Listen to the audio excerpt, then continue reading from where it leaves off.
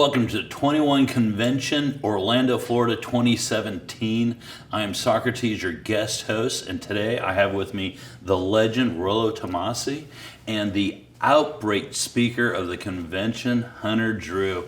Unfortunately, you are having to get caught up with our internal conversation and dialogue, and boys, let's just keep rolling. Let's do it. Where do we leave off? I mean, let's start out with how we got here. So Rollo, I think the reason I'm here at all is because Rollo having the discussion with Anthony, talking about how we're going to change the theme of, I guess, 21 Convention as a whole. And, that's kind of what brought me onto the scene. And when Anthony reached out, I was definitely on board. And being a part of it, seeing how this all went down, I don't have words to describe how great it was, not only for myself, but for the men that were there. This is kind of a game changer. You talk about the ideal man. We covered everything in this convention. Yeah, by a long shot, by an absolute long shot. Yeah. I like the direction that the convention is going now.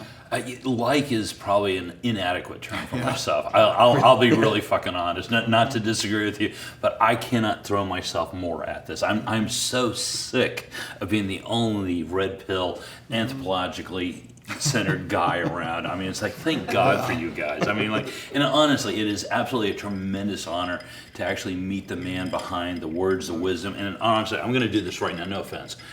I cannot recommend this, and actually, I did it in reverse. Son of a That's bitch. all right. Son of a bitch. This, but bottom line, get all three tomes. It is absolutely remarkable. It is an absolute staple of understanding the cultural elements of the anthropological elements, backed up by literature, backed up by science, repeatedly done in digestible information.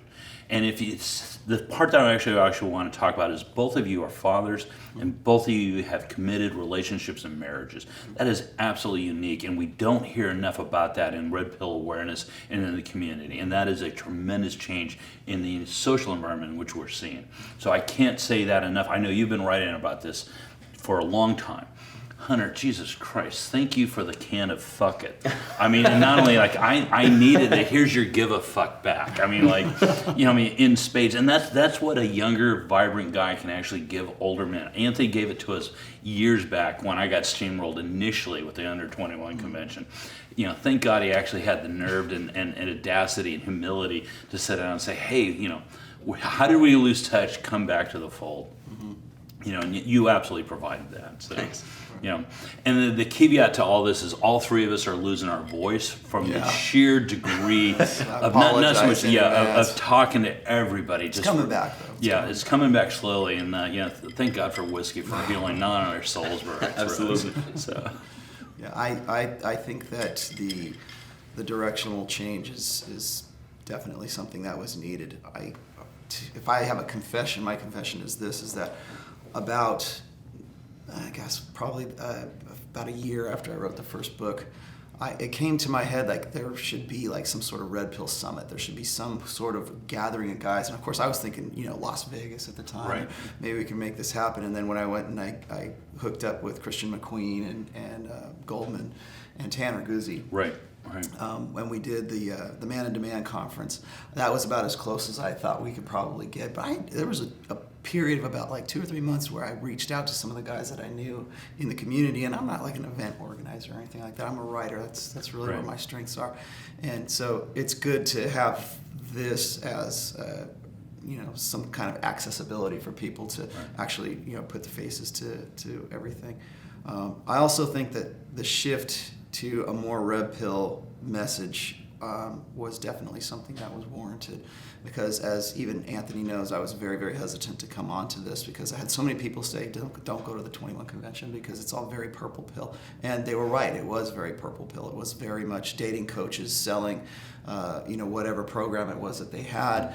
And anybody who knows me, I'm very, very wary of guys who bill themselves as dating coaches and life coaches and things like that, because you don't know what you're paying for, and anybody can be a life coach. You're certainly not a certified psychologist. You don't have that kind of background. You might have a lot of wisdom, and it might be like talking to your good old uncle or something like that. But it's been my experience that most guys who get into that side of things really water down red pill truths. They pick out what it is that they think is going to sell out of this, and then they'll go, oh, it's okay, but don't get angry and don't get upset or don't hate women. And because that red pill is really about anger, it's about being bitter, it's about hating women. It's like, I'll tell you right now, it has nothing to do with that. There are stages of I won't say grief, but stages that you go through when you're unplugging, and anger is one of those for sure. So they lock onto that, and they want to like sort of sweeten over and sugarcoat the more unflattering parts of the red pill when it comes to women. And they do that because a lot of their readership is women. And so when I see that, I'm very, very, I'm very careful of who I want to co-brand my books with and my blog with. So in fact, I turned Anthony down on the first time he asked me. And then I said, well, look, if we're going to do this, let's clear the books and let's get some red pill writers in there. Let's change things up. It's your 10th anniversary. Why not? And so then I got you, and I went and got, of course I went and got Tanner. Well, Tanner was already here, but I got Christian, and he gave it a shot too. I'm glad he did. In the interview before, he was talking about how he wasn't really sure about it himself, but now he says he's glad that he came out. Goldman, of course, is up for anything. So, and then there's other guys like Alan Roger Curry, Ivan Throne. Who else was there that we... You had Ryan Stone. Ryan Stone, Married Man Red Pill. Yep. And I think that there's a lot of different niches and different angles that the red pill can apply to, because a lot of people seem to think that the red pill is only limited to just pickup artistry and just going out and getting laid, and that's a part of it. That's definitely something that you need to factor in.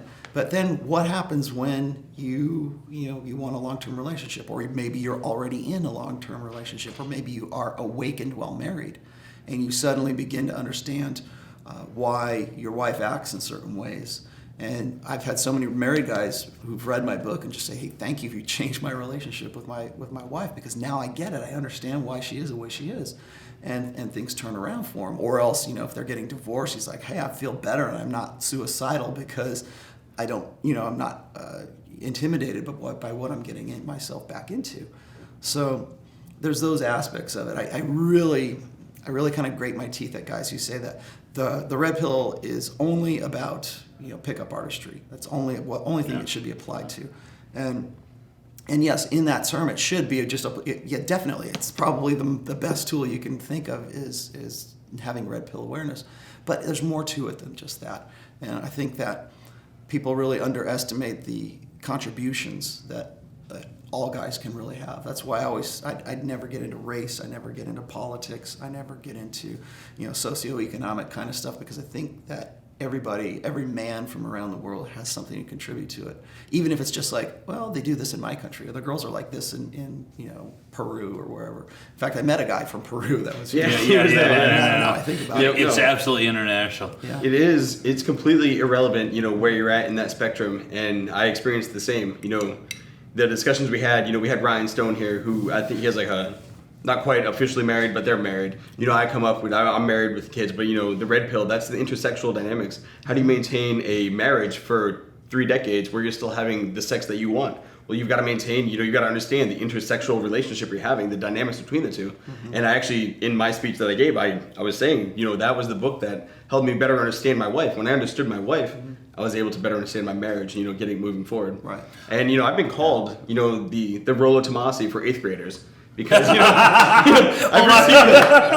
That's what it was. I'm like the retarded version of Rollo. Sorry. There goes that dumb. Damn it. It is. I'm like, I'm the guy who is writing for the everyday man. And Rollo's writing for the big picture. Here's how you understand why it all works. And I'm like, hey guys, here's how it worked for me. And they're like, oh, I understood how it worked for you. And because he wrote it that way, I also understand why it worked for you, which is similar yet totally different things. Completely. Well, I think also I think just by pigeonholing the red pill as being just for pickup artistry, and if you're married, you're a beta. You're automatically right. ready. You're automatically. I've been called a cuck so many times. Only a blue pill guy would get married, right? Well, Right. I mean, first of all, I wouldn't call myself red pill when I did get married. So it's like, it seemed like a good idea at the time. But I have a good marriage that it's been going on for 21. You guys met my wife. Dude, no, I met your wife. You don't have a good marriage. You have a phenomenal she's marriage. fantastic. Jesus Christ. I mean, Wonderful woman. if people could actually see this, and that's the problem with this. I know, this is I'm sure completely there's a the problem with picture this. floating Nobody around. sees They that. just see this, and if they see good marriages, like I've interviewed people very recently, as of today, that had phenomenally poor imprints on marriage because of their parents, had no other examples to go by, and they're traumatized by it. And then they see culture, and you're like, I can't help but have the empathy for the individual who sat down and said, I'm going to literally crawl out of this fucking hole because I have this belief in myself that I'm going to change my life. And I admired that man for just that. But they lack this. They lack this. And that's what that right there will actually provide. You don't have to have it in your life if you can see it some other way. This poor individual just didn't have that available. I mean, and it's going to sound super stupid. This is required reading in my household, top to bottom. I mean, flat out, it's going to sound super stupid, but I demand women understand hypergamy. I come from an anthropological black one, so I say hypergamy for you guys because it depends on what culture you come from. No offense. I mean, it's just acknowledge that. People get a bug up their ass every time. It's like Coke, soda, pop. I mean, it's okay. I'm not going to worry about it. It's going to be same hypergamy. thing. But the bottom line is that I make sure my partner understands her hypergamy, and then I demand that she has agency. And I can sit down and try to explain it, but here it is from a third-party source. Yeah, I'm going to disagree with you on that, but I will challenge you on one thing. It's like and I would have done this with Ross, and I would have done this with a couple other guys. I didn't say here. names. No. I'll let but now that we're here. But now that we're here. It was complete affection in all seriousness. I can also say Alan Roger Curry because he knows this because I've talked to him about direct game versus indirect game, and I think that what you're doing is okay. If you want her to know about hypergamy, that's your prerogative, I guess. But I'm not of the opinion that we should go revealing game to women. I think it's like a magician showing how it works. I think because women want to play the game. They don't want to be told how the game works. I always say play with her and play with her. Yep. So I think that expecting women to have this kind of agency, I have a post called Appeals to Reason, and I don't really think that men really understand that by appealing to a woman's reason, first of all, you're kind of negotiating. No, you're talking the wrong language. No, you're talking the wrong language. Because women are not rational. They talk emotion. But the problem is if they're not aware of the facts, I can't hold them accountable. They can't hold themselves accountable. Right. Okay. So you're talking about more like about personal responsibility when it comes precisely to that. agency. Yeah. No. I don't expect what you're saying. Completely. Can't show them the magic. You're absolutely. The trick By doesn't the way, work. we're really down into the weeds, and if we're disagreeing on that, I have no problem with that whatsoever. Definitely. I mean, none whatsoever. Well, in one of my talks, I was saying something about where they were asking me. When women ask me, don't you believe in, women have the right to vote? Don't you think that, women should have certain rights and responsibilities because of, they're really feminist tenets, but they kind of make them sound like these entitlements or something else. Don't you think shouldn't they, be able to have choices? And so I'm like, no, yeah, they should have choices. They should be able to have the right to vote. They should be able to make the choices, but they should also be held responsible for the results and the consequences of those actions and those choices, because that is not how it is right now. Absolutely, no. It is not most of those choices end up becoming the responsibilities and liabilities of men. Yes. And, you could say, well, we could take away the right to vote and then we would have a better world or whatever. I'm like, yeah, but you're basically taking away that agency again, just like you were saying. And and by taking away that agency, you're also taking away that personal responsibility that they would have for all of that as well. So I think that appealing to reason is a fool's errand for guys. But as far as because they're not talking to another man. They're not. You have to understand where we're similar and where we differ. And the male mind is not the same as the female mind. Yeah. We've already determined that. I'm glad you said that because I think that is one of the things that separates a purple pill mentality from a red pill mentality. Absolutely, Because yeah. the more purple pill a guy is, the more he waters it all down, the more he wants to make things the same. He wants to make like attract like.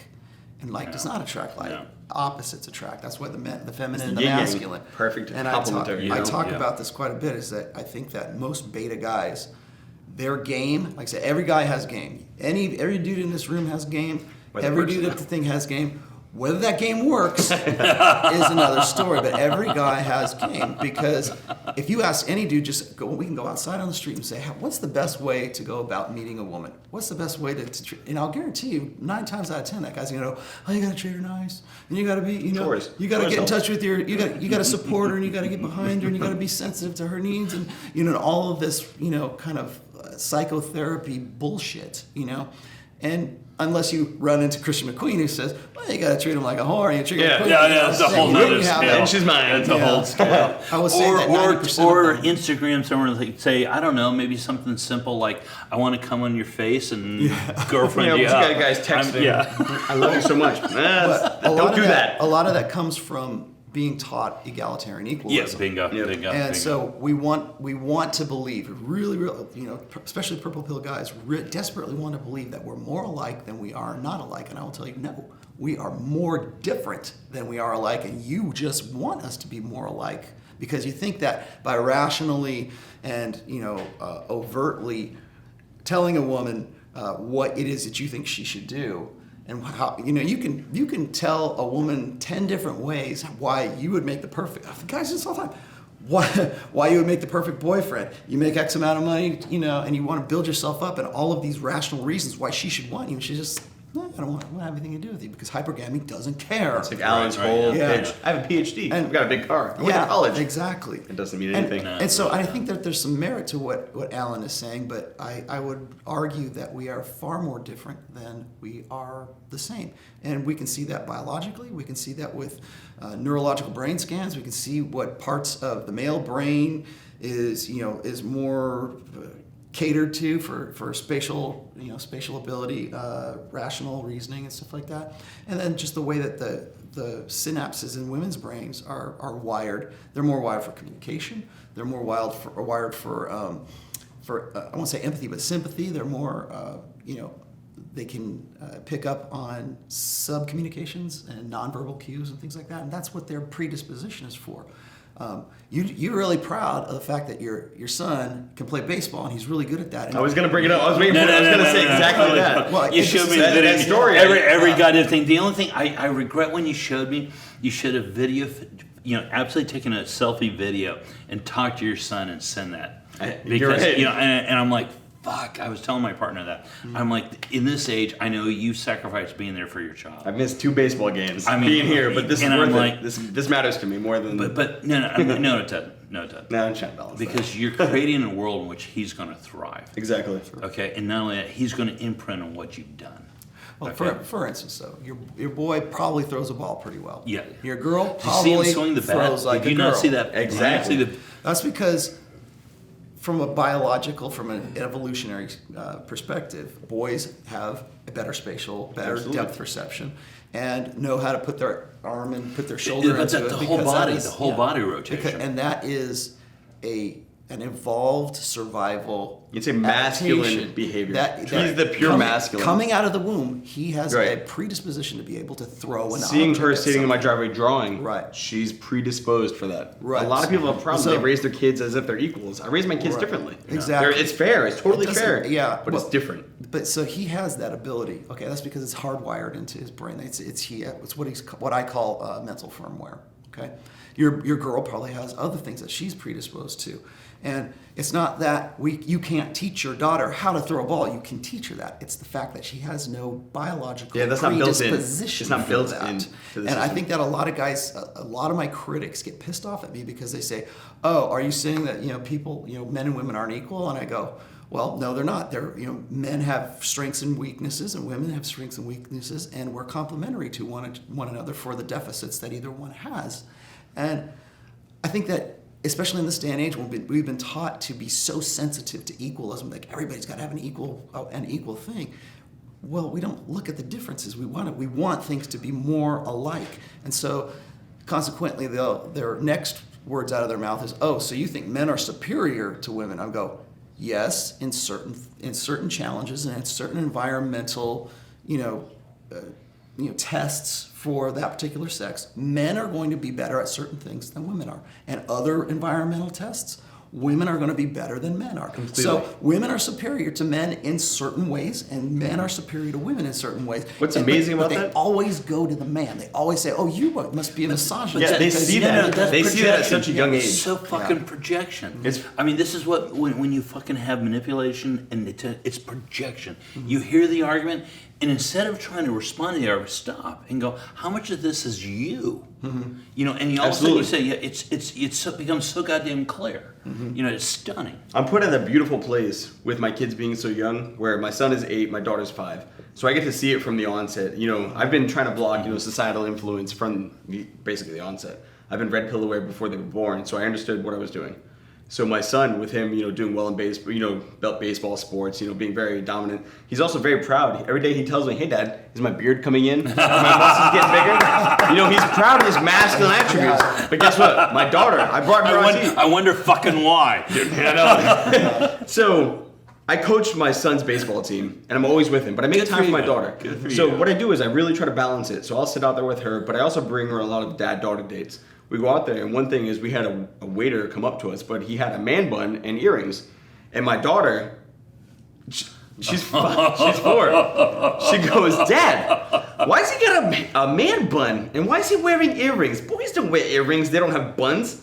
It's just her recognizing, She's picking up on masculine men have certain attributes and they wear certain things. Because it's you- not, because you that's what model she's that. seen. Yeah, Because you exactly. model that for Yeah, them. absolutely. You model that So Yeah, she's innocent in what absolutely. she's saying, but I recognize that as her saying, she has seen boys do certain things, girls do certain things. Right. And I'm trying to get that to go as long as possible. Your daughter has done very well in school and, personally, and that's, that you can, as long as you represent that masculine, you can get the daughter and the masculine to do the exact same. They'll do very well in society. You can block that societal influence as long as you're present and they go to school, but they come back. You can't expect school to raise your child. You've got to be present. You've got to be there to doing set the that, example, involved, present. You got to. Did you read book Listen 3 to yet? this shit. You need to read book 3. No. I bought book 3. I got a shout out in book You need to 3. read- But the interesting thing, you actually brought something up in your presentation. I actually want the viewers to actually see and take a moment to understand. I've talked about it, and because I've read it and it's a concern that and I used it in a relationship, but it was a sociology study that sat down and said children need 20 minutes of undivided attention a day, and then they're good. And it's that parental attention, and it's not so much the primary caregiver, but the secondary caregiver. You talked about coming home from work, doing everything else, and playing catch with your son, playing with your daughter. But everybody thinks this is going to be for the evening, but the reality is probably nothing more than 20 minutes at a time.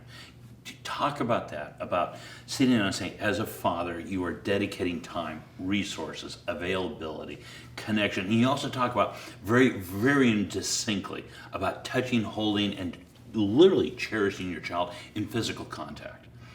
What I find is most children are broken. The attendees, and I know this is your first one, you look out on that audience, over 50% or greater, I would say vastly greater, come from broken homes and family. You are doing, by example, something remarkably different. So I'll share something I've never shared before. You safe in doing so? I'm not going to ask. Yeah, we're good. Okay. At 5 years old, my mom committed suicide, and my dad was in the Navy. All right? So I'm as a single father, whatever. Don't have problems. I was 5. Here's what most people don't see. My brother and sister, who are twins, they were 3. We grew up with my grandmother. Strong woman, fantastic. My dad stayed in the Navy, so he's in and out, in and out, in and out. I got to see what a masculine man was, but I also had to cherry pick from everybody else because he was gone a lot. So I cherry picked what was good for me, what was not good for me, what was good for me. I found out, how could I get the strength? So my dad's gone. What does strength mean? I don't know. My football coach, that's what strong is. My science teacher, that's what, intelligent is. I brought all that. And now, when I come home from work, and so I've got an hour commute. And if you've seen any of my periscopes, I'm in my Jeep cruising because that's how I pass the time, because I'll go crazy if I don't. So I get home after an hour. So it's an hour there, 8 hours of work, an hour back. That's 10 hours of work. I'm dead tired. You know, my job isn't easy. I'm exhausted. I get out of my Jeep. You know, my kids run up to me. Hey, Dad, what's up? What's going on? Right. Yeah. Hey, Yeah. you want to push me on the swing? You want to play catch? 8 out of 10 dads. No, I need to relax. You're wiped out. Yeah. Every single time. Yeah. Let's go do it. And this is important because we've had attendees. We had one last year, under 21 convention. His sole purpose for coming wasn't to get better with chicks. He goes, I needed to be a better father, and I had no better role models. That's the key. I mean, Jesus Christ. The key is you've got the poverty cycle. Yeah. You know, poor parents Precisely. make poor kids, make poor kids. You got to break the cycle. Yeah, and I've stayed in contact with him. He actually was an attendee this year. And he actually was doing better this year than he was last. And in all rights, no offense, his life is vastly more fucked up. He actually moved back to be with family, and the wife, girlfriend, just going ass out of control. But there's no doubt he's committing to his being a parent to the children, and he's actually making relationships with the stepmother because they have mutual interests. And I find that utterly remarkable. And that's how you break the cycle. No, that is exactly you make yourself how you available. break that cycle. You come home exhausted, and you're like, yes, I'll play catch. I can't tell you how many hours I've logged pitching to my kid in the backyard. I can't tell you how many times I've played catch. I can't tell you how many times, you know, I've pushed my daughter in the swing. Because with daughters it's different. You know, I can't tell you how many times I've sat there and watched my daughter draw a picture.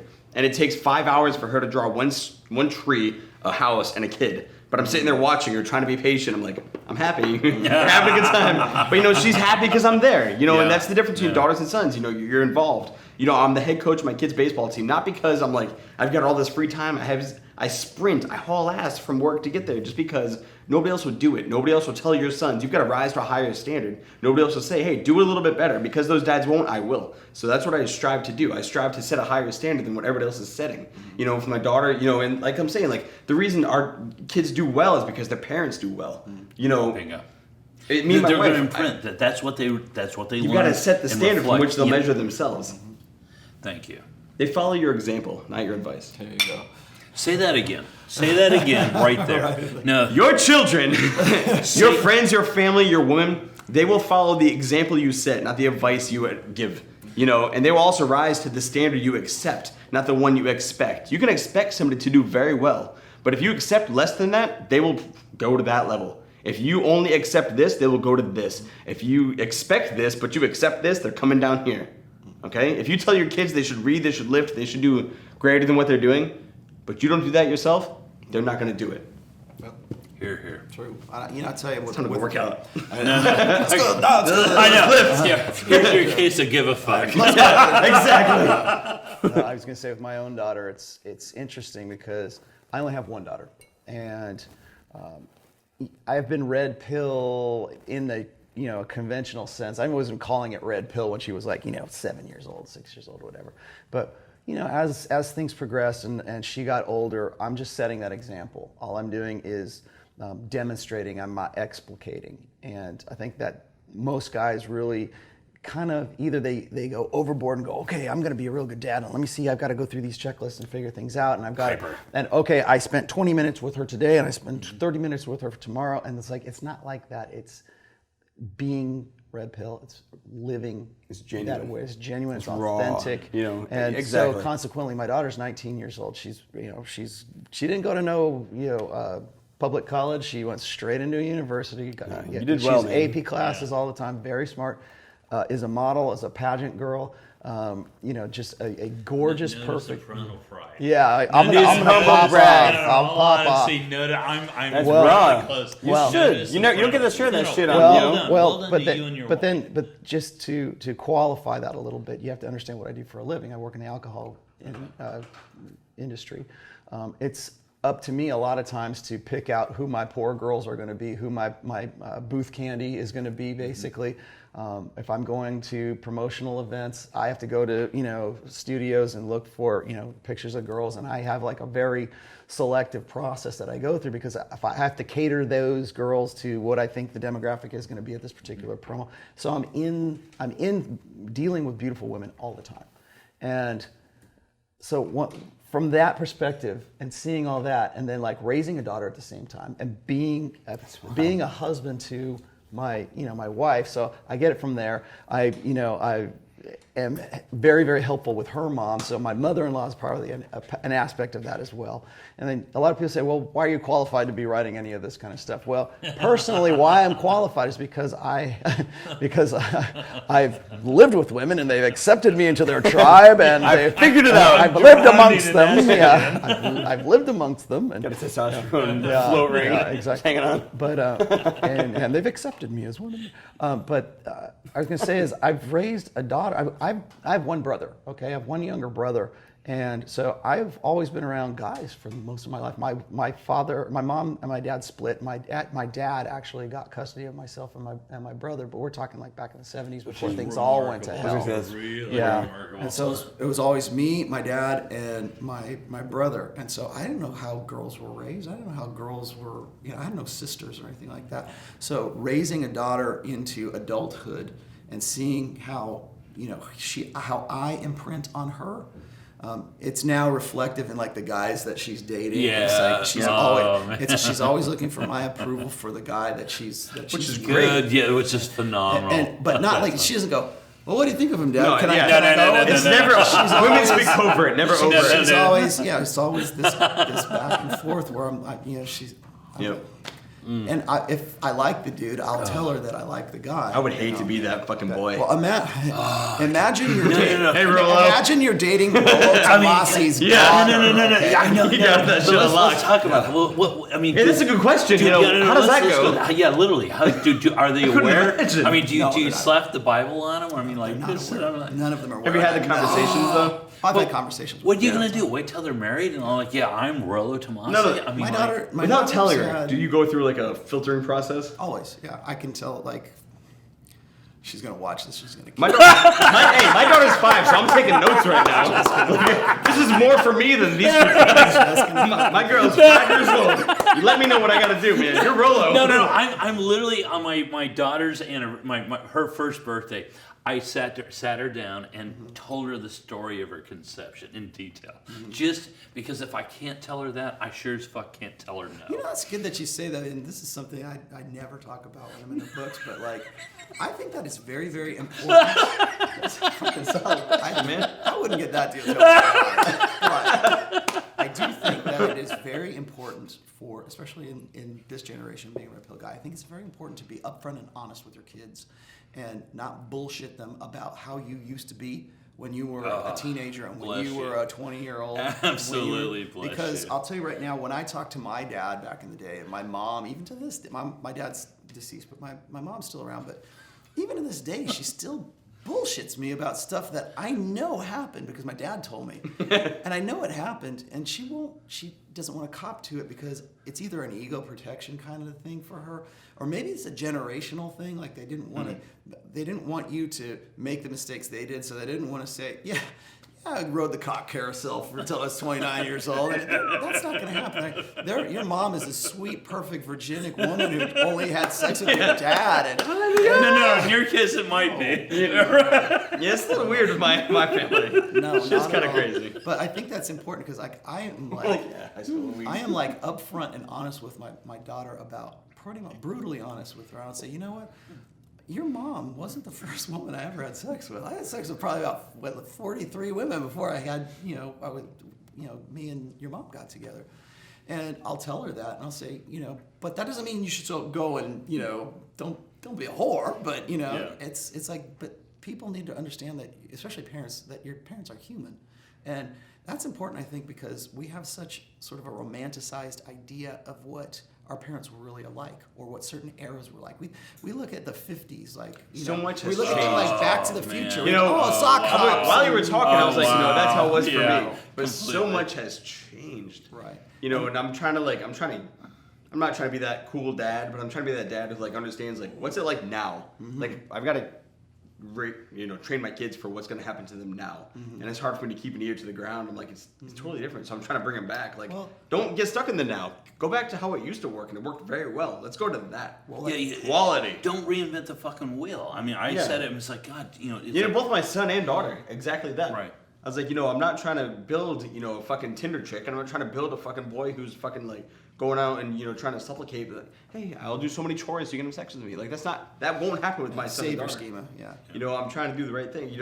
And a lot of people have started calling me trad guy. I didn't even know what the fuck trad was, but it's basically traditional. Having the traditional, man, traditional woman. But I guess that is what I'm building my children because, I'm kind of bringing them back. Like, it doesn't matter what Tinder is. It doesn't matter what Facebook, Twitter, like all this shit that they're exposed to now. When you come down to it, these certain apps are so new and so fresh, they're not affecting the relationship that men have with women.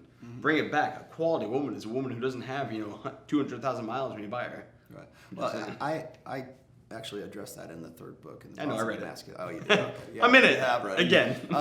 Anyways, what I was going to say is, like, I always talk about it in terms of conventional masculinity. And a lot of people say, well, what is conventional masculinity? It's what is uniquely masculine to a male person. Human male person is what... intrinsically, what is masculine is, and that's important for a lot of these guys that are watching. They're stuck in 2017 masculinity. I wish I could have. I wish I could have masculinity this as a a little whole. bit better in my talks. And I apologize for this because I really was hoping to get to this, but I really wanted to sort of list and enumerate the qualities that are uniquely male and uniquely masculine, because so much is so confused right now where we don't. So many kids and so many boys just don't. They hate masculinity. They gender loathe. They hate who they are because they've been right. taught to say repress to say that they're defective, right? Repress your natural nature. And basically. so I think that like having a competitive nature is, a predilection, a predisposition. It is literally a is a masculine biological imperative. Yeah. Territoriality, competitiveness, all those are biological That's one imperatives. aspect. There's strength. There's physical strength, because by and large, men are more strong and a little taller. It's like the red pill. Yeah. That's a slice of it. Right. But there's so many more slices to being a man. And there's a lot more to that. I think a very important aspect is also a mental point of origin, putting yourself on top of everything else and seeing how enlightened self-interest. I can't help others until I can help myself. I think that is a conventionally masculine attribute, or it should be. But honestly, physicality, and then I'm trying to having some kind of patience with things. I think that should be a masculine Or aspect. serving something greater than itself. I'm a part of a team. Make the hesitant team to win call as them- opposed to the self win. well, Jack Donovan talked about that. Yeah. It's not Jack about, Donovan, a great He made up for all the stuff I couldn't No. get to. Hold on. Anybody watching has to watch Are this you video. guys ready to throw yourself off the roof? I didn't know this. I was not going to say this until recently because Tanner Guzzi actually said he's gay. Yeah. Yeah, and I just sit down and go, here's a gay man talking about masculinity, unabashed, and physically manifesting all of it. I mean, not just a little, but holy fuck, on such spades. It's like spade after spade after spade. And then takes the same level of intent and does it intellectually. And has nothing to deal with sexual orientation. Yes. Rollo and I've noticed this on Twitter, we've blasted stuff out. It has zero relevance to your sexual preference or your relationship status. Say it again. If you're married, single, divorced, you're spinning plates, you're gay, fucking whatever you are, it's irrelevant. We're talking about masculine and feminine. Yes. I don't care what your status is in that. I'll say something really controversial here. When Roosh came out with his neo-masculine imperative, when he came out with his, basically threw the red pill under the bus and then tried to reinvent the red. Suddenly it wasn't red pill, and then he was red pill again. And then decided that the neo-masculine side of things is going to get real political, and I won't get into detail about that, but it's also going to exclude certain people, and one of those is gay men.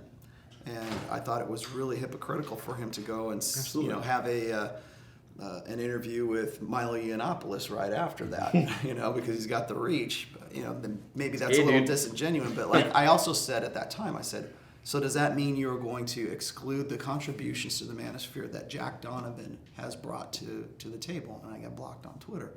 But you're exactly right. That's one of the reasons I don't get into politics. I don't get into race. I don't get into religion. I've seen us. We both argued the same point.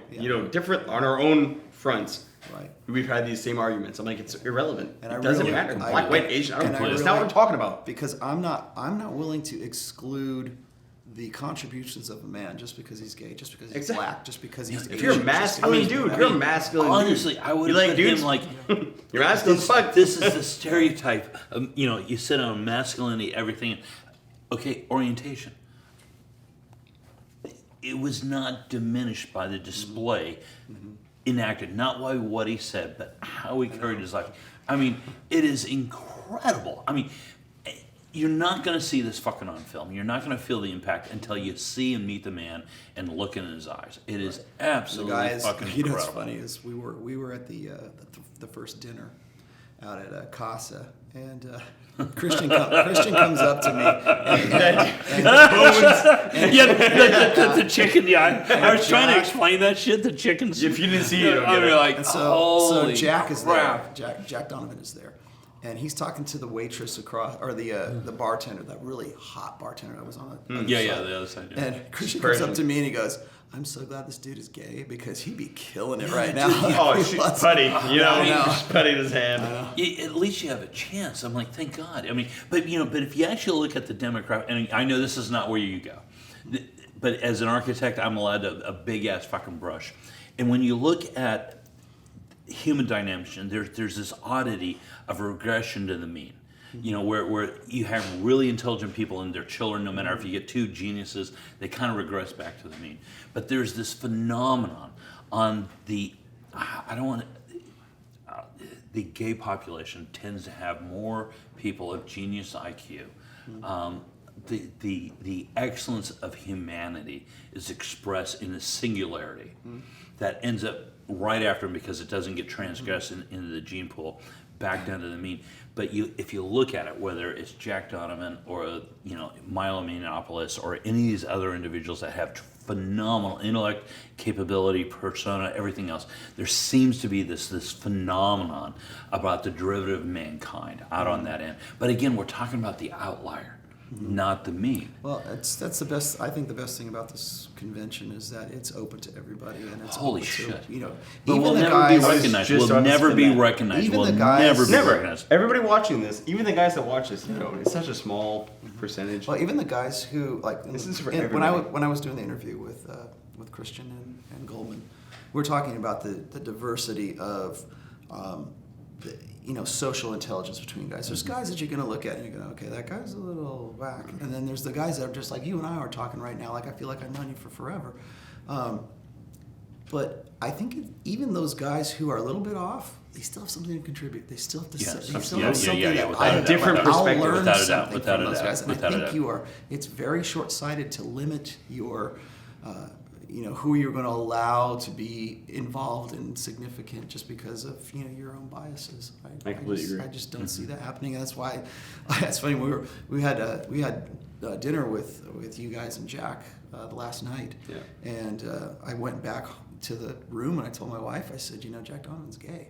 And she's like, no, he's not. Like, because you look at the dude, there is no way you think that guy is gay. No, That dude is like, you express everything masculine. the I mean, guy it is is- Thor. I mean, the guy. What's amazing is how he talks Yeah. to you. Yeah, Think of anybody time of day. he doesn't have that. He doesn't have that gay, kind of vocal quality. It's not. He doesn't express any The effeminate. feminine, Yeah, precisely. Yeah, exactly. It is solid, goddamn. For example, he talked about Nietzsche and all that sort of stuff.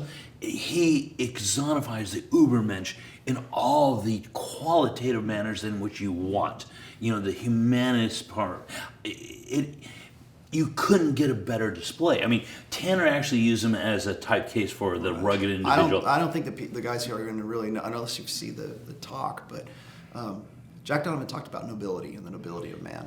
Yes. And was really huge. got into some very deep philosophical stuff, and with quotes and everything from Nietzsche. Yeah, we need some more liquor. Yeah. Mike? You gotta catch up, man. You we gotta need catch the up. liquor. Good. We I need got the two liquor. empty glasses. Dude, we got 3 empty glasses Slacker. right I'm goddamn good. here. I'm just We saying. got guys in the studio here. Yeah. Yeah, we got men for this. Yeah. So I was just going to say that, just the fact that this guy is up there talking about that, and a lot of people want to call him, white nationalist, or they want to call him, they want to put him in with the alt-right, and we were just talking last night. He opposes the alt-right. No, It's- he really did Yeah, that conversation was huge. Yeah. It's big to say. They're trying to push somebody to somewhere they're not there. You Yeah, can't make somebody be. No, That's not what they're and saying. It's so inappropriate. It's It so is. grossly inappropriate. Who the fuck's having cola? Not me. I mean, No, I'm good. What the Yes. fuck, Navy? Navy. Really? we'll continue. Continue the conversation. I think this is a true gentleman. Yeah. Well, I was just going to say is that he really came up with some topics that I really needed to hear too. Yeah. Just personally because, what was he saying? He said something about it was a quote from some samurai or something like that, and he said, "Don't waste words on unworthy enemies." Yeah. That's the big- we were talking about that. Yes. Don't waste words with unworthy enemies, and that was something that I really needed to hear because there are a lot of people that want to engage me or they want to. You're Rollo. You're the target. You got a target on your back. It's like when you go to prison. I'm TFA. Nobody gives a shit about me. You're Rollo. They're coming after you to distract you from your message. When you go to prison, you hit the biggest motherfucker on the lot, right? To prove that you're. I know nothing. And that's who you are in the red pill. Makes sense to in me. the red pill. Right, and so You're gonna get punched in the what face. happens? I mean, you're going to talk to somebody who is not worthy of your time. Like Jack was saying that he's like, I just don't engage with them anymore. I just don't deal with that anymore, because if I don't respect you, me not talking to you is not worth my while. So, but when he does talk to you and you do have a good conversation with the guy, then at least there's some mutual masculine respect between two guys. There really is. And what I found remarkable was how approachable he was. Yeah. I mean, you're sitting on kind of a guy with chicken bones, leather jacket, biker. He welcomed everyone. He looked like fucking Bane wannabe. I mean, I must Bane burn. wanted You're to be the born in the real. darkness. I mean, it really is. I mean, it was a characterization manifested that the fictional realm couldn't match. And here you have guys coming over and talking with the dude, and the guy totally turning around, grabbing him, and literally taking him in and discussing shit with him. I mean, it was phenomenal. I won't lie. Until it was 4:00 this morning, like as of today that you're watching this, I was with Jack Donovan. I was with Ivan Throne. You know what we did? We sat out the entire time talking to those guys. They made themselves immediately available. They gave everything they had to the guys. Everybody here. Every single time we stopped having a presentation, every time we were supposed to have a break, we're like, yeah, there's a break. We're going to go relax. The men came out. You know what we did? They came to us, asked us questions, and we stopped. Because it's not about us. None of, it's the 21 Convention, making the ideal man. The ideal man is the man who has all of it. The red pill, that's a part of it. Jack Donovan, that's a part of it. All of us, we're a part of it. It's so said big. something that was phenomenal, and I haven't heard it outside of the military. You don't leave a man behind. And it was exemplified at the convention, the manner in which they discussed things. When we went out, hit the town, you had a head count, we counted, we Always don't. together. Completely, you do not leave a brother behind. You just goddamn don't. And I see that in you, and all the other speakers. They sat down and spent time with every convention. I was telling my wife, I have been talking nonstop since before I got off the plane. Because when I was on the plane, there was two guys that were in front of me. You didn't get a start. I'm gonna tell this story. Okay? There's two dudes that were in front of me, and I'm having a conversation with my wife, and we're just about to stand up and deplane, and you're kind of like in that shoulder to shoulder shit, and we're trying to get off, and she said something about do I call you Rollo here or something? I'm like, yeah, you can call me Rollo. And so the guys that were in front of me, they look back and they're like. And they turn around, and it's this one guy, Don. I knew. I got the story before they come together. So he says, hey, you guys, are you here for vacation? And we're like, no, we're just visiting friends. Red pill friends. Me and my friend Joel here, we're going to a convention. And I'm like, oh, yeah.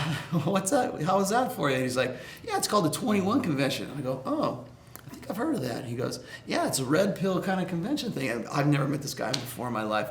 And so he starts saying, yeah, it's a red pill convention. And then Joel goes, are you who I think you are? And I go, yes, I'm Rollo Tomassi, guilty as charged. And so then, of course, while we're waiting to get off the plane, that's when he goes, you saved my life, man. Thank you very much. He just goes through this really appreciative thing. And then he's like, can I ask you a few questions about it? He starts going through the book. And so that's why my voice is out completely right now, because since before I even got off the plane, I'm just talking to these guys, and as soon as I'm done with my talk, I go and I go from one room to the next, or try to get back to my room. and just guys are just surrounding me and wanting to either tell me what I've done for them, or they have specific questions, and it's just this constant dialogue that I have been carrying on since Wednesday. And that's not your reality. I mean, let's honestly. No, you're a writer, no, and it you're is writing not. in isolation. It is And not. let's honestly acknowledge that this is Right. your second convention, first time on film. Right. But the bottom line is that there's tremendous involvement. Yeah. This has got to be overwhelming. Yeah, well, it is, because when I'm writing a book, I'm just looking at a screen all the time. And like I was telling the guys before, I said, we look at the internet as being this big extroversion, as this big fun party or something like that. It's not. It is very much a very introverted thing. It's a very private thing. And that's why I thought it was very important that we got to see each other face to face. Yeah, We got to talk incredible, with each other incredible. one-on-one. Because, I think especially guys who are feeling isolated and feeling locked out, whether they are, hurting from something that happened, or they have some point of connection with what I've said that Right. they really want to discuss it with me one-on-one. That's a great opportunity. But you're definitely right, because when I'm a writer primarily, and all I do is collect ideas. People were asking me, what's your writing process? And I just keep a little notebook around that I constantly have on me at all times. Just as something hits me, then I put it down, and usually that's at like midnight or 2 o'clock in the morning. And so my wife finds me in the studio. What are you doing? Now, shut up! I'm Finally to bed. Yeah, and so I think that definitely. I always begin my talks by saying, "Look, I'm not a motivational speaker. I'm not a pickup artist. I'm not a self-help guru. I'm not a power of positive thinking guy." Dude, you are now. Sorry. You need to readjust that reality. I'm sorry. Do you see that device right there? Just nature need is going to to- win. Don't resist that You don't reality. pick what you It's do. funny you Just should say sorry. that. I've been, You don't get a choice anymore. I got a confession to make, though. I on the flight out, I was reading this book called The Pin Drop Principle, and it's how to be a really good, effective communicator when it comes to talking on stage or public speaking and stuff. Because that's something that I'm learning. No, that I no, kinda completely. have to. Because, without a doubt, and that's a human dimension of all Yeah, this. so I am trying. I am trying to master that. a No, little bit, you're not trying. You're succeeding. I'm glad I am. No. You are succeeding. But I think the other thing that I need to say is that I am primarily a writer, and I will always put off everything else, public speaking, making appearances, so that I can focus primarily on this. It's legitimate. Because I am not the kind of guy that, I'm an artist by trade, so I would rather be making art than talking about making art. Okay, I would rather be writing books and putting out ideas. And I'm not even, like I said, I didn't write these books to save guys' lives. I'm glad that they do. I'm glad that's a byproduct of this. I wrote this because, for whatever reason, divine intervention or whatever, I put this out because it was something that I felt was very important. I felt that it needed to get out, and it needs to be, the message is always the most important part of it. I'm not going to go on a speaking tour, because I think that the content and the principles that I put forth in the books is the most apex. Dude, that's importance tremendous of the whole humility. thing. That is tremendous. Well, and humility. it's That's what I'm like, saying. that's The what fact I that would rather be writing he's not and going to talking say it. about What it. he's done has produced the greatest results of the guys who are like, why doesn't what I'm doing work? I've been doing what I've been told to do. It's not working. Why? Why is what I'm doing not working? And here's a matter of the fact. What you're doing is not the right thing, because you're following the female imperative. You're doing the wrong thing. Just shift. It only takes a smallest degree. It takes 5 degrees of degree to shift your perspective. When you shift your perspective that much, and you see, Rollo's put out this much shit. I'm the family alpha. I've been talking so much shit from the fucking beginning as the family side of this. This is where I started, right here. People laugh. You think it's funny. That's where I started. That's what I did. I learned, what is my woman about? And from there, I learned how to lead my family. There's a lot of family men who are like, how do I stop this? I've got a wife. I did everything right, but I'm not getting the sex I want. I'm not satisfied. You're not gaming her. She's not your lover. She's your wife. There's a difference. Mm-hmm. She's not your girl that you're trying to game. She's just a fucking chick you got there. You got the girl. You never get the girl. He has a post on it. I'm pretty sure Rollo. I was expecting Rollo through this entire conference not to speak to me, but to hand out posts, to hand out essays. He was gonna hand out. He'd go through his file. Here you go. I expected Martin Luther to be tacking shit up on the wall. You know, Here he is, though. Hold on 1 second. I get shit. Let me say, Rollo, you should get shit. Rollo has fucking covered the spectrum. Follow it. He's not talking shit. It's real. Yeah. Like, Well, that's it's why- not men, it's families, it's everything. That's why I say I'm on Twitter quite a bit, but I hate Dude, that's Twitter. not your forum. I hate I'm so That glad, is I'm so glad you're on it because that is my form. Well, the thing is like got some out of Reddit. I can't go into so much detail that I need to about some very complex things. 146 characters. I know. 280 Jesus characters. Tell me your entire theory in 140 characters. Well, and then like Okay. and then you could do that in like 5 or 10. Yeah, but then you're posts. retarded. And then Hypergamy doesn't care. And then some You got Down syndrome. And then some troll goes, "Ha, you're wrong." Yeah, I know. Nope. Oh, Jesus. Nope. Exactly. Yeah. No. Yeah. Oh, I guess I'm stupid. All right, Hunter, you're coming from the other perspective. Have you written any books? You're starting a blog, you do Periscope, and then you come on stage, and Jesus Christ, the case of give a fuck was like delivered by the palate. Talk about that. All right. So, I'm 5'8". You know, Yeah, you would never goddamn Let's know. start there. Holy shit, you would never know. I'm 5'8". So I guess I'm compensating for my size with my passion. But here's the bigger deal. I really give a fuck about what I talk about. And that's not a joke. You can't compensate that. That's the reason Rollo brought me here. You know, Rollo is the OG. We can say what we have to say. I'm not sucking his cock. I'm not waiting at it. I'm not building him up.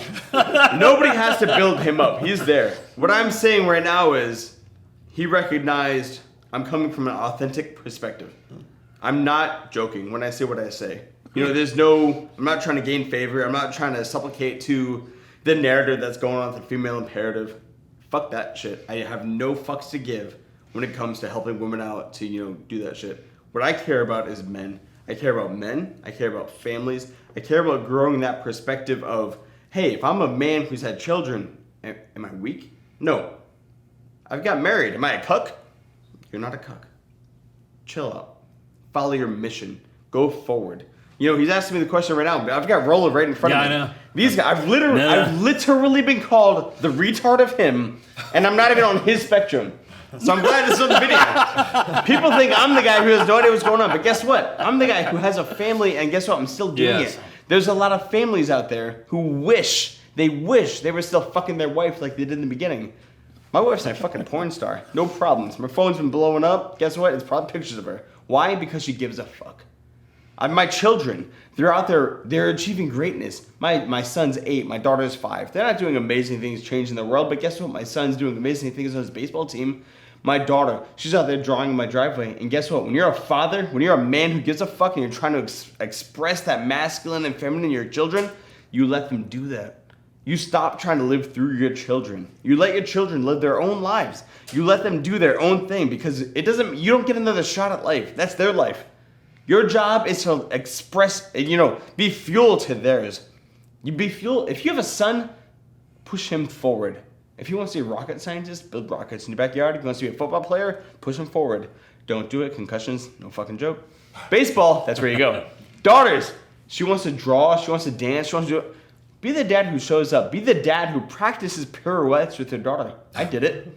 I tried practicing. I danced. I fell. She laughed. Whatever. I'm not coordinated. Here's the bigger point. I tried. Did you? You were involved. How many dads can say they come home from work dirt fucking tired Holy shit, and they go to a fucking bed? They sit down, they put on their gym shorts, their fucking tank top. You know what I do when I come home? Beat fucking tired in my fucking business clothes. I've got khakis, I've got fucking shoes that cost $150. I go in my backyard, I throw baseballs to my son. I push my daughter on a fucking playground. Why? Because I give a fuck. I care about what they do. These are your kids. Do it. I'm the family guy. I'm the family alpha. I'm the family guy. I'm Peter Griffin. Fuck you. No, way better. I'm the family alpha. Way the fucking better. Difference. I'm the family alpha. All right? Be that. Be that for your children. Go forward, you know. This shit's If you created amazing. life, support it. amazing. And I get it. Here's the biggest thing that I want to leave this with. Anthony invited me to the Don't stop. the Tornado Convention, a panorama event for life on Earth as a man, free to the world. Guess what? Rollo is the man who got me here. Anthony agreed to that, but here's the biggest fucking thing. Anthony, right there, wants to build the ideal man. The ideal man is more than just one slice of picking up chicks. It's more than one slice of picking up girls. It's more than one slice of hanging out with fucking dudes. It's more than just going out and working out. It's everything. It's the ideal man. The perfection of the man. The man who doesn't go to bed crying at night, hating himself because he didn't do what he wanted to fucking do. You didn't achieve what you want in life because you fucking failed.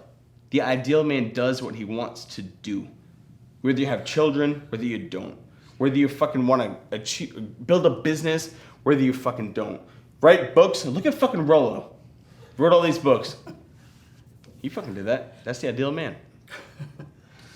I'm gonna fucking flip out. No, so no, we're no, gonna stop right here. I'm like, build it all. I just need 30 seconds, 30 goddamn seconds at this point. That's all I ask for. oh man. The way you go to bed is the way you're gonna die. Tell me about that. When you lay down at night, are you resentful? Are you angry? Are you trying to find solutions to bullshit that doesn't matter? Every morning, you wake up. That's being born. You've got whatever your hours are, at least 24. What do you do in that time? What do you do? Do you relax? Do you sleep? Do you work out? Do you pursue your mission? When you go to bed, that's your death. Did you earn the breaths you had? Here's one thing. And I told myself I wouldn't do any military, propaganda. But there are a lot of people who don't have the privilege of growing older. There's a 19-year-old kid. There's an 18-year-old kid right now. And I'm looking at you. Whoever's on the other side of the screen, I'm looking at you. And I'm being very serious. There's an 18-year-old kid walking outside the wire. He might not come back. You woke up. You get to go to bed. What'd you do in that day? Because when you go to sleep, you're dead. That's your life. You woke up, you're born, you go to bed, you die. In that life, if you didn't achieve anything, if you didn't work towards any progress, if you didn't work towards becoming the ideal man, what do you have to say for yourself? Why? Why didn't you? You have everything at your disposal. Work for it. Try. Try harder than you were before. That's what this is all about. If you don't, who will? Who's going to set the example from the other men who are going to come behind you? Who? It's your job, man. You have to do it. I am humbled by your presence. You're a testament to your generation. When I'm going to sleep at night,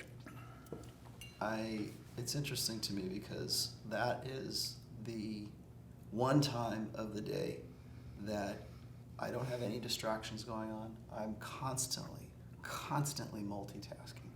If it's not Twitter and dealing with this kind of stuff, it's dealing with whatever my work is. I have a lot of shit that I have to contend with for my work. I've got a family. I've got friends who hit me up, and we were talking about Brotherhood and all that, and how we decide who it is that we're going to invest our time in, and who's worthy of our respect, but who also is worthy of doing shit for them that we really don't want to do. I want to help dudes move, but I'll do it because I have respect for them and they're part of my brotherhood. But when I'm going to sleep, it's that one time where I can just sort of stare at the ceiling. And sometimes I think that guys really don't realize that we're so distracted these days. We're constantly either watching TV or we're on the little screen or the big screen. I think that I also play music, so I think one of the things that I do is I think one thing about music that's therapeutic is you can't do anything else when you're doing it. You can only just sit there and learn and play and do your thing. If I'm creating art, like I have an art studio at home too, I'll sit in there and I'll be painting, and I have to just focus on that because I don't have anything else going on. I maybe have music going on, but other than that, I'm just one thing. I mean, when's the last time you did just one thing? And so when you're, sleeping, or you're just about to go to bed, or maybe I wake up at like 1 or 2 in the morning and I'm trying to go back to sleep, what I'm thinking about is this kind of stuff. Everything that's in here, I have that internal conversation with myself. I say, what about, I'm thinking about some particular post, or I'm thinking about I don't even call it a post at the time. I think of it as a topic of some sort, or some sort of subject that I'm thinking of. And I'm contemplating on that. And really those moments are getting rarer and rarer for me. Just being able to sit with my own thoughts and hash things out.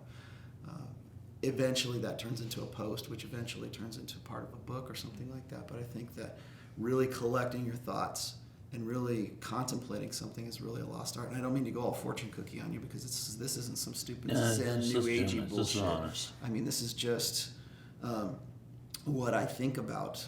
And people, want to know how my mind works. Well, usually my best writing, or the best things that I can come up with, or the stuff that I want to think are just these seminal posts that I put out. I'm glad you asked that, because that's true. When I'm going to sleep, when I'm just like, if I can't sleep, and sometimes I do. I really have insomnia, or I really can't. I'll just be sitting there staring at the ceiling, but I go with it now. I've learned not to fight it anymore. It is what it is. I don't go, I need some It's like a Ambien. beast. Bless I need you. some Ambien. And your turn to share with them. I don't need. I don't Can't need- help it. That's all right. No I don't apologies. want any Lunesta or Ambien or something to help me sleep, because it's that point where I'm really in the zone, I think. And so that's one thing. And then the other thing I just mentioned is, sometimes I'll get in the zone, and sometimes I will write a post and I'll put something together in my notebook, because I always constantly keep my notebook, like I was saying. And so I'll write stuff down, and I'll write up ideas for things, and sometimes I might flesh them out a little bit.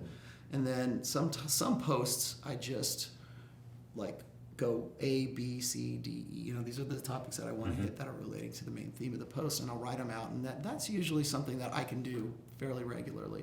But the really good seminal posts that I have that end up in the book, especially just a very easy example is one-itis.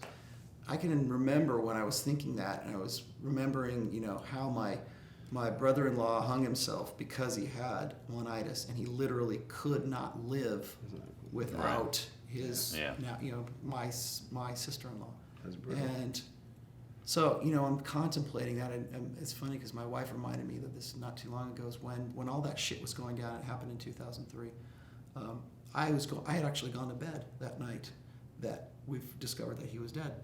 And I went to bed, and I sat bolt upright in the middle of the night, and I said, there is something we are missing in this. There's something that we did not get. And whether that was, the spirit of my brother-in-law coming to me in the sleep or whatever, or whether it was just something that wasn't right in my head, my subconscious just didn't accept that.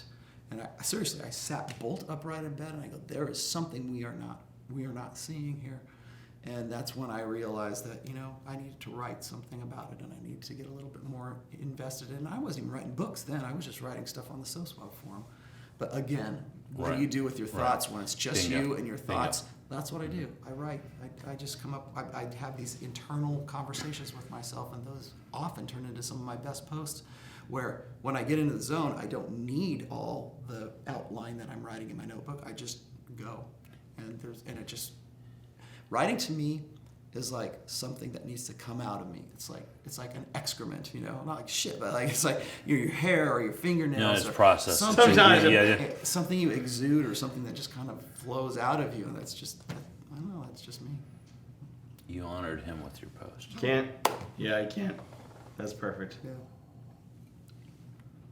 That was incredible. If anybody, we should take a moment to recognize what the fuck that was. In all No, that honesty. shit. Yeah. That was incredible. Well, sometimes How do you gotta move be down in by a loss, Jesus. by man. camaraderie, there. Oh, and I'm being very serious. You honor his memory in life by the work that you put here. well, everybody at this conference has been like referring to me as being a rock star of this conference, as being the rock star. I'm one of the 3 R's, right? I'm Rollo of Roosh and Royce, right? And that's very humbling to me, and I don't want to be all humble braggy or whatever, but I don't feel like a rock star. I really don't. I'm glad that people like me, and I'm glad people, look up to me. That's great. I'm glad I'm admired. But again, I'm just the messenger. I'm just the writer that's putting this stuff out. And I feel like everybody was asking me, what's next? You got 3 books. What's next? Yeah, and I'll say from an observer standpoint, that's Another book? terribly true. I don't like you at all. You're incredibly I humble. invited you. Yeah, no, you are incredibly humble. You're incredibly introvert in your introspection, and the degree in which you care with empathy is incredibly relevant in your behavior, not by what you say, but what you've done. I just, I don't ever want to get to a point where I'm not real and where I'm not. It's huge. I'm not. Like I was saying, I would rather be creating. I'd rather be writing a book than talking about writing a book. I'd rather be making art than talking about making art, because what do they say? If those who can't do teach, or those who can't do talk about it all the time, right? Well, I can still do, and I'm going to keep doing, because I think that the message needs to be. I think the message is that important, and that's, again, just to sort of bring this thing full circle. That's one of the reasons why when I told Anthony, I said, look, I'm not coming here unless we can do this in a red pill fashion, unless we can do this in some way that has some qualitative difference than what you've done before. Because what you did before is not something that I'm going to co-brand my stuff with. But if we do it in a way where we can bring in all these red pill guys from all these different aspects, then what's that going to do? That's going to promote the message. That's going to get it to the most amount of guys, because I'm not in this for the money. I really am not. A lot of people too many people think that I do this for a living. I don't. I do this for a living. Well, I mean, I sell this for a living, but I have another job. I have a day job. My income and my revenue is not dependent on me writing. So that frees me up to be as honest as I can be. I don't have to worry about, what does my audience want to hear? I don't tell you what the fuck you want to hear. I will not tell you what you want to hear ever. I'm going to tell you what I think is going on and what I think matters and what I think is, like I said, I'm not in the business of making better men. I'm in the business of men making themselves better men. And the only way I know how to do that is to give them the tools so that they can become better men. That is important to me. That's why I agreed to this, because, Anthony was nice enough to give me the leeway to do that. So. Oh, Jesus Christ, are you Anthony's kidding? a fucking man. I mean, how would you I don't not punch him and provide- hug him at the same time. No. It's time, isn't it? Yeah. That's time. All right. Talk shit. That's time. No, Cheers, brothers. That's time. I hate to do this shit, but by God, Oh my God. I am bookended by a better man than I am. Okay. This has been absolutely incredible. Now you can tell me how hot my wife is. Go ahead. I was, Mediocre at best. There isn't I'm a man. fan though. The legs are great. Jack Donovan The would legs, spank the great. shit. Honest to God. And you talk a gentle soul, polite. Are we offline? Yeah, no, we're not offline yet. We're not offline yet. But never mind. In all honesty, as involved as I've been with Anthony, this particular function, I am bookended by absolutely superior men who are tremendously humble. And yes, I'm looking at you, Navy. What's up? I love you. God damn it, I hate this fucking dude. But this is what we desperately need. This is what you need. And if you get anything from these videos, you may lose sight of the specific words that we have. But remember how we made you feel. That is going to resonate in your soul biologically for a reason. I'm Socrates. This is Rollo Tomassi. This is an amazing man right here and a father. Hunter Drew. I'm signing off for 21 Radio. Thank you, and good night.